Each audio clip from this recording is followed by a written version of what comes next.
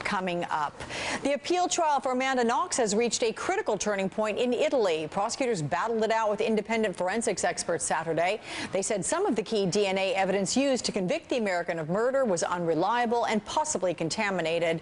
Knox was sentenced to 26 years in prison after she was convicted of killing her British roommate Meredith Kircher back in 2007.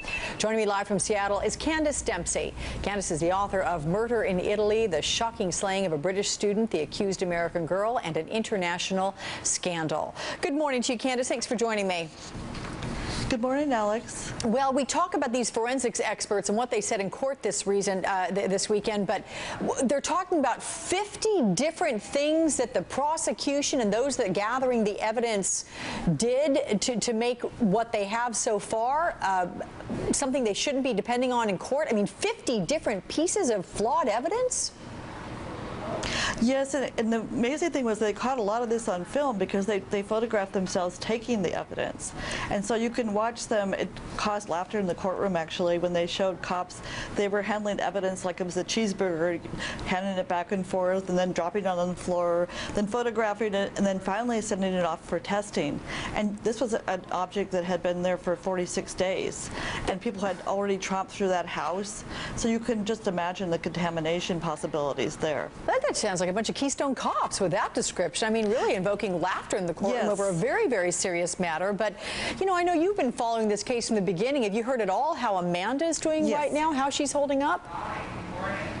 That was really interesting to see her in court this week with all this smiling, because we have been seeing her looking very downcast, and both she and Raffaele, her co-defendant, were smiling the entire time, and so were her parents and everyone else in the courtroom on the defense side.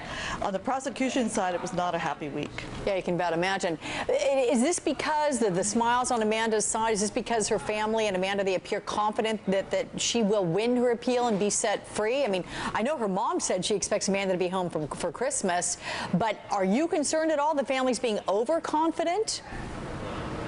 I actually don't think so, because I read the Italian press, and even they are saying that she has a really good chance of acquittal, because the law requires that you can't convict on flimsy evidence, and what is flimsier than unreliable evidence? And these are the judge's own independent experts who are saying this. These are not defense experts, but the judge's own hand-picked experts, and they think that this evidence is unreliable. So it went to the very center of the conviction, this particular evidence. Well, I know they have the summer